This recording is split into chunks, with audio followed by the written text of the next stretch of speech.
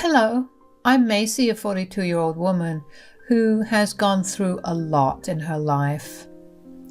Today, I want to tell you about how I became a single mom when my kids were very young. I had met my ex-husband, Harry, through some mutual friend. We hit it off pretty well. He was everything I had ever dreamed of. We both worked good jobs and we were financially stable. While I had no contact with my family, Harry's parents welcomed me with open arms. He checked all my boxes, so of course I said yes when he asked me to marry him after 3 years of dating. Harry was always open about his desire to start a family. I wasn't the biggest fan of having kids, but I wanted to make Harry happy, so I agreed to it. However, once my kids were born, I knew that I had made the best decision of my life. Initially, Harry was an amazing father and husband. He took care of us, sometimes to the point that he even forgot about himself.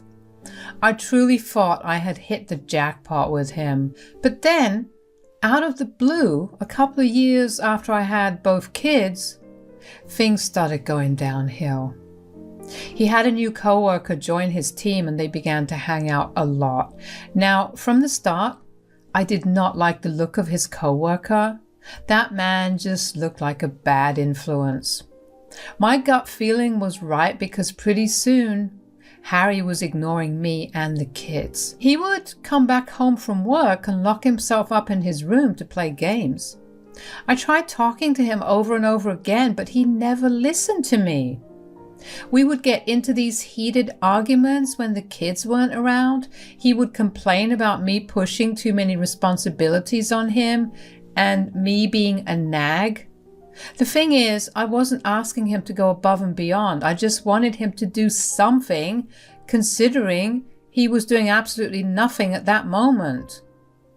And then one day, Harry asked me if he could take the kids to the park while I was at work. He had a day off and he wanted to bond with the kids. At that moment, I was filled with so much joy at the prospect that Harry was coming back to his old self that I readily agreed to it without thinking about my kids skipping school. I was at work when my father-in-law, Dave, called me. It was not very odd for me to get calls from him at that time because he would call me to regularly check in on me, so I happily picked up. But he sounded upset. "Macy, are you at work?" "Yeah, is everything all right? You sound upset." "Well, Maria and I happened to be on our way back home from the grocery store when we happened to see the kids at the park." "Oh yeah, Harry said he'd be taking them there. They were alone. Lacey was crying and Jax was trying his best to calm her down." "What? Oh my God. Are they okay?" "Yeah, we picked them up and they're sleeping right now." "Do you know where Harry is? Or how long were they there for?" "Jack said that Harry had taken them to the park at around 10 in the morning, and we picked them up around 12. Apparently, Harry had dropped them off at the park and just left." "That man is going to get a piece of my mind." "If you manage to get through to him, let him know that his parents also want to have a stern word with him." "You haven't been able to get through to him?" "Nope. His phone is switched off." "Okay. I'll try to get a hold of him too. Until then, I hope it won't be an issue to watch over the kids until I get back." "Of course not, honey. We'll make sure they eat too when they wake up." "Thanks a lot. I don't know what I'd do without you two." I managed to be kind and grateful even though I was raging on the inside. Once I was off the phone with Dave, I immediately dialed for Harry. Just like David said, Harry's phone was switched off. I don't know how I managed to get through the rest of my workday. I kept making phone calls to Harry throughout the day, but never got a response. Once I was done with work, I decided to go home first. I hoped that Harry was just at home playing some games. I know that it's pathetic, but I still hoped that he had only left the kids in the park to play his stupid games. I called Dave and informed him about my plan, and he assured me that it was all right. I also didn't want my kids to see me getting angry at Harry if he was actually at home. Harry and I had been struggling for a while, but I didn't want my kids to see any of that. I didn't want them to think that the toxic aspects of my relationship with Harry were normal. When I got back home, I immediately noticed that something was different. The house felt emptier. I had a sinking feeling in my chest.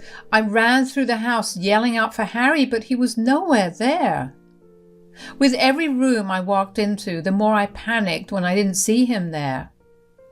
I walked into his den in the basement and saw that it was completely cleared out. It was then that I actually felt a huge panic attack coming about. Harry had an elaborate gaming setup, and I knew that he would never have moved it anywhere else in the house because we didn't have that kind of place. I carefully walked up the stairs because I could feel myself slowly losing my breath. When I got to our bedroom, I noticed all his clothes that were piled in the corner of the room were missing. I went through his nightstand and it was empty. Our shared wardrobe was also empty. Our bathroom had been cleared of all his products. None of his things were there. He had left us. I was struggling to breathe. How the hell was I supposed to raise 2 kids all on my own? What about surviving on my income only? If I was to pick up another job, I would have no time to actually spend with my kids. In my panic, I kept calling Harry. I didn't care about anything at that point. My dignity and ego were not going to stop me from begging Harry on my knees to come back. But of course, none of my calls went through, and neither did my messages. I must have been blocked.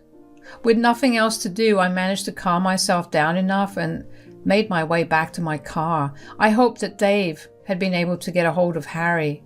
My heart raced faster the closer I got to Dave and Maria's. I knew I had to put on a brave face in front of the kids first. My kids greeted me at the front door. I hugged them and did a quick once-over to check if they were all okay. They looked happy and fine, and I felt a little relieved. They told me all about their day, and for a second, I had forgotten about my huge problem. Maria sensed my unease though, so she had my kids leave the room to play in their playroom. She went back into the living room with a glass of water. Dave, Maria, and I sat on the couch and we began to discuss everything that had happened.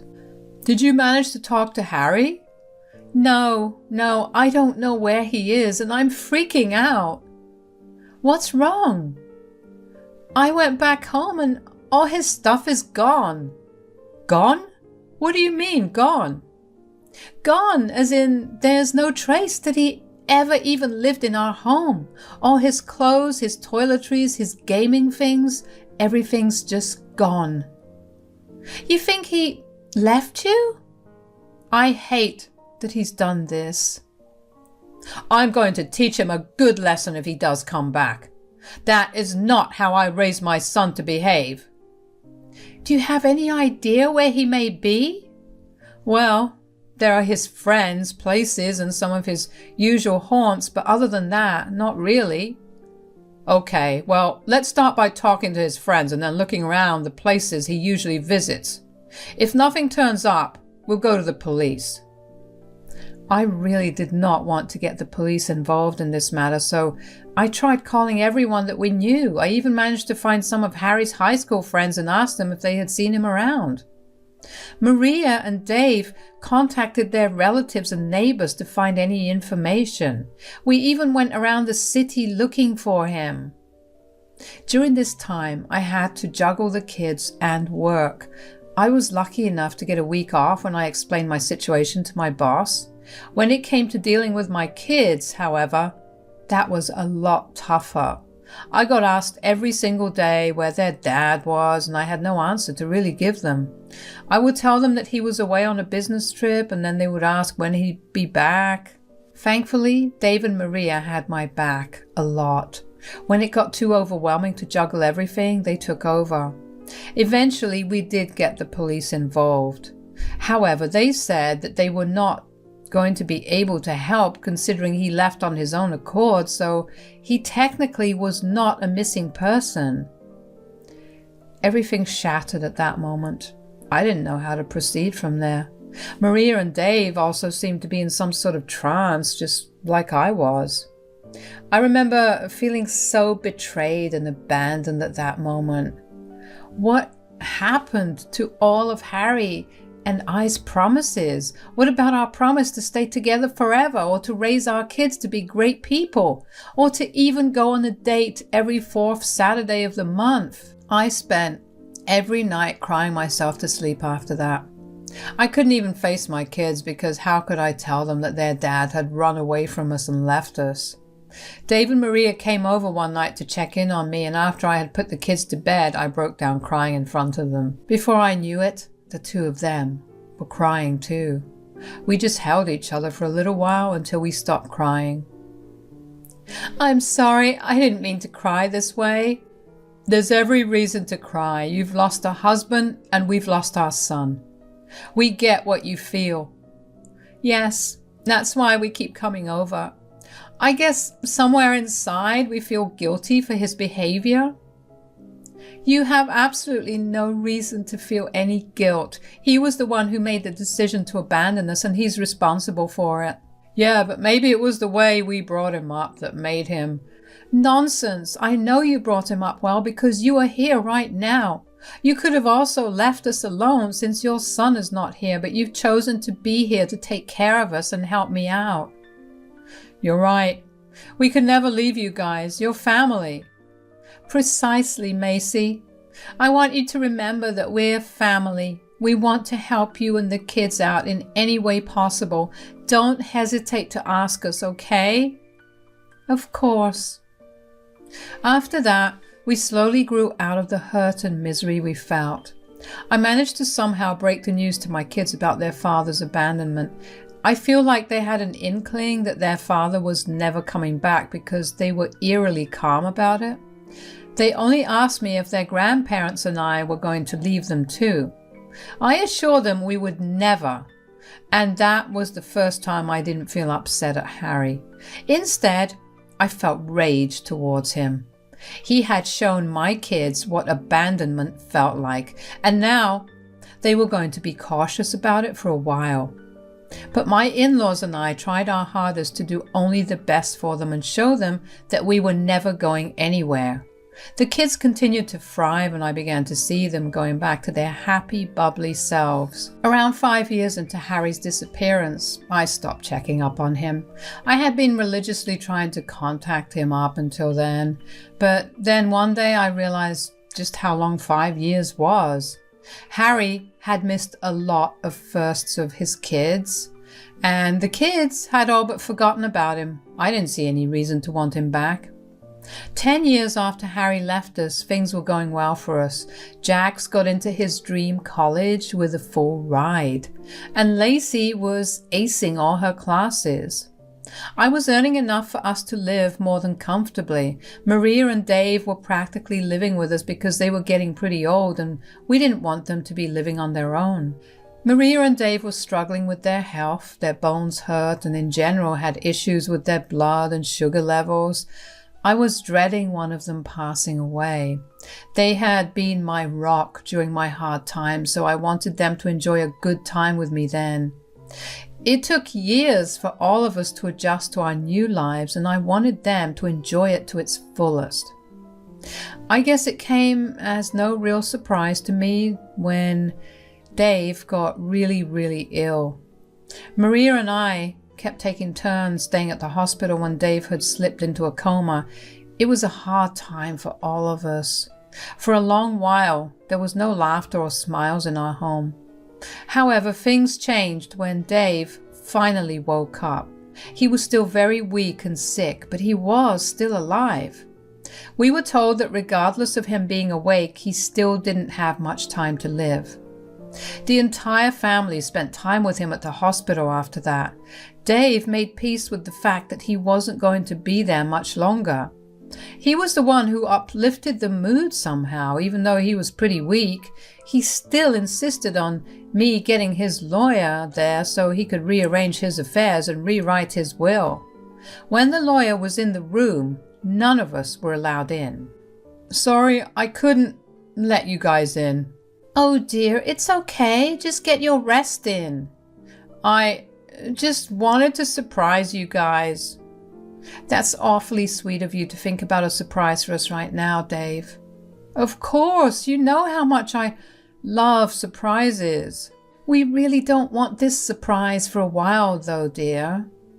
Oh, at least this way there will be at least something to look forward to. I just have one condition for you. What is it? You have to stick to what's written in the will. Promise me that no matter what happens, my estates will remain divided the way I divided them. Of course, dear. Promise.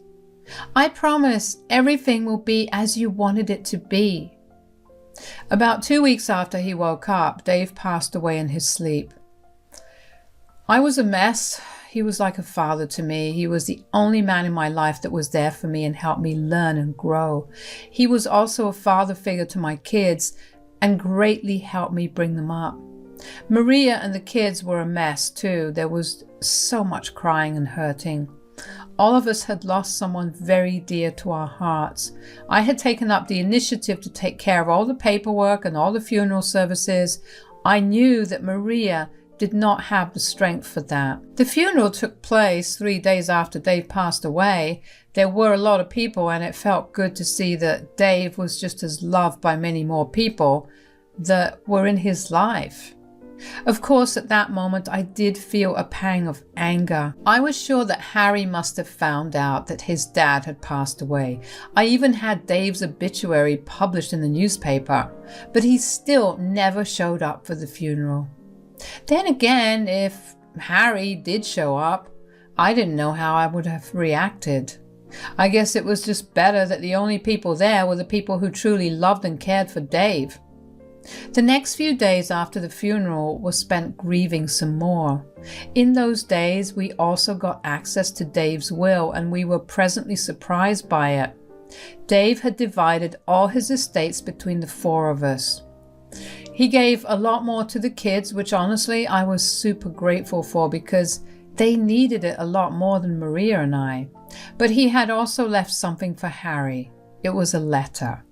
I was desperately wanting to open it and read it, but I knew that it would have been a violation of Dave's wishes because he had made it explicitly clear that only Harry was the one that was going to read the letter.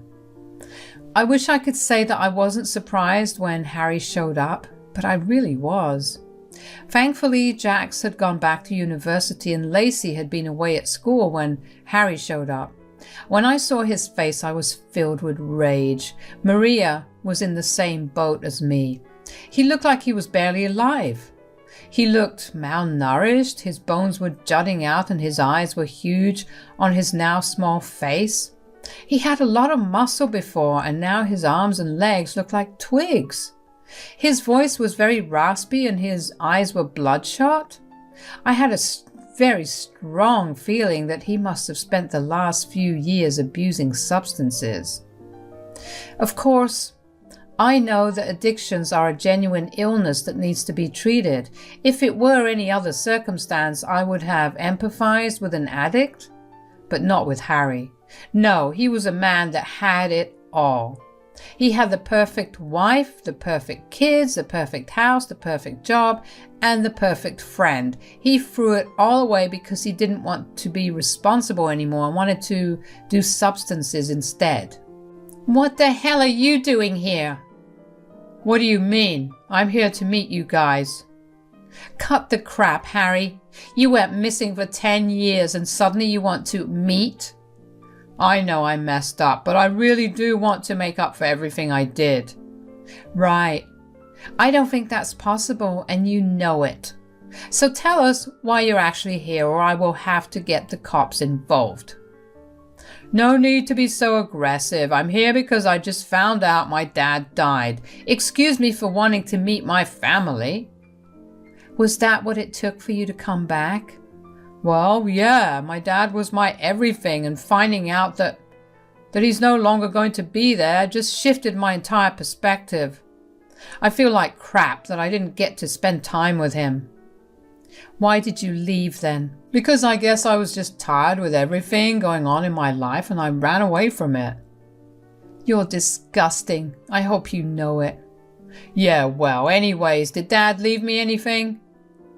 That's when it clicked in my head. It must have clicked in Maria's head too, because we made eye contact with each other as soon as Harry asked that. Harry did not care for his father or his family. He was there to collect his inheritance. Of course I was angry. I was so close to lashing out at him, but Maria held my hand to calm me down. She was right. I knew that Dave did leave something for him, and it was not what Harry wanted. Maria walked into her bedroom and retrieved the letter that Dave had left Harry in the meantime. Maria walked into her bedroom and retrieved the letter that Dave had left Harry. In the meantime, Harry and I stood in front of each other in silence. He had this smirk on his face as if saying that he had won. It took all of my self-control to not laugh in his face. When Maria returned with the letter in hand, Harry's face lit up. He almost ripped the envelope with his excitement. He pulled out the letter and began to read. The smirk on his face dropped and turned into a look of anger the more he read. He then looked at me with so much hatred in his eyes and pointed his finger at me. You! What? What did I do? You poisoned my father's mind. Excuse me? He left me nothing, absolutely nothing, and he says it's because you were more of a daughter to him than I was a son. Well, you did disappear for a while. How could he do this to me? Did it not matter to him at all? Of course not. You abandoned your kids, so your father abandoned you. How can you say that? Do you guys not care for me at all? We care for you just as much as you cared for your family these past 10 years. Harry was left speechless. He couldn't believe that he would be treated the same way that he had been treating us, which in my opinion is stupid of him. He had some nerve to show up and demand his inheritance when he did nothing to deserve it. He wasn't even there when his dad was suffering. But thinking about how Dave had used the last few days of his life just to write a letter disowning Harry made me feel amazing. Harry tried to make a fuss about it, but Maria nipped it in the bud. She did not listen to a word he said and told him to get out of the house. He threatened to take me to court and get his house back, but I reminded him that legally speaking, his abandoning the property meant that it automatically transferred to me. He had absolutely nothing to his name. Harry looked pale as a ghost while I was glowing with satisfaction. Finally, I got to see Harry in the same position he had put me in 10 years ago. I wish that it didn't have to involve Dave passing away, but at the end of the day, Harry got what he deserved, and that was enough. Harry left our house and our lives once again after that. He never bothered to contact us again, and honestly, we were fine with it because that had been our reality for a long time. Life went back to normal for the rest of us. It was hard to keep going because Dave wasn't there, but knowing that he loved us so much to ward off a potential selfish jerk was motivation enough to keep going.